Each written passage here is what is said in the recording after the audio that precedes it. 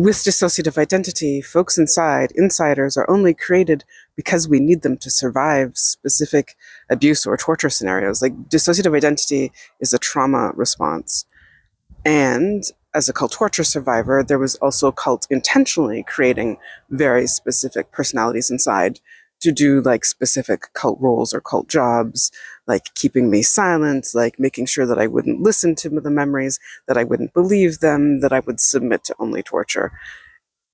It's trauma-based, so they were created at the time of the torture. And for me, because I live with polyfragmented dissociative identity, I have thousands and thousands of fragments that make up recognizable groups.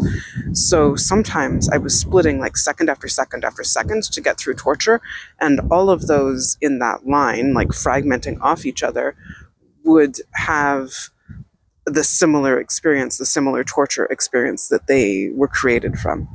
And then together, they have the whole memory. Recognizing who is who inside can vary with polyfragmented dissociative identity, because some are only fragments. Some only hold fragments of the torture that they've been through or the emotion from that torture and haven't experienced time out in the body in non-abuse time, and so only know those fragments.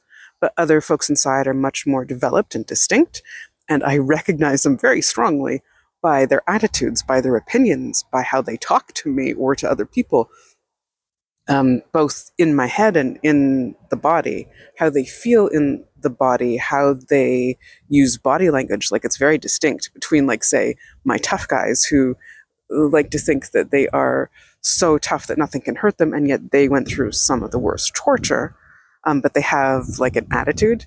And then, let's say, happy kids or hopeful kids or vulnerable sad kids, like, it's, or my wise parts, like, it's so distinct. Body language, voice, mannerisms, but how they feel and what they think and their opinions, like, it's really distinct. There's no confusion about very distinct groups of folks inside, but when it's fragments, it's different.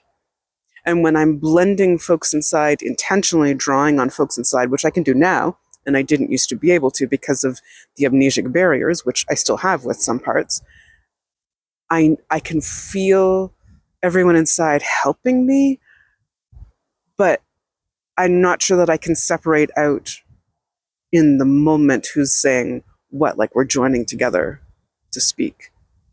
Like now, where I'm intentionally drawing on like educator parts and information parts and me and some wise parts. Also, the voice changes are really distinct between major groups inside me, like tough guys and wise parts, wise women and the mother parts, and me and kids, and some different groups of kids. And then for some of the groups, it would be less distinct or more subtle.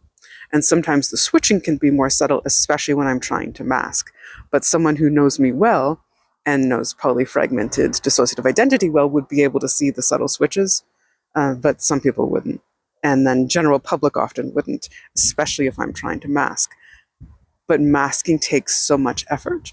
And even when I'm masking, I can still switch and I can feel it and I can see it, but other people might not be able to unless they know me well or they know DID well.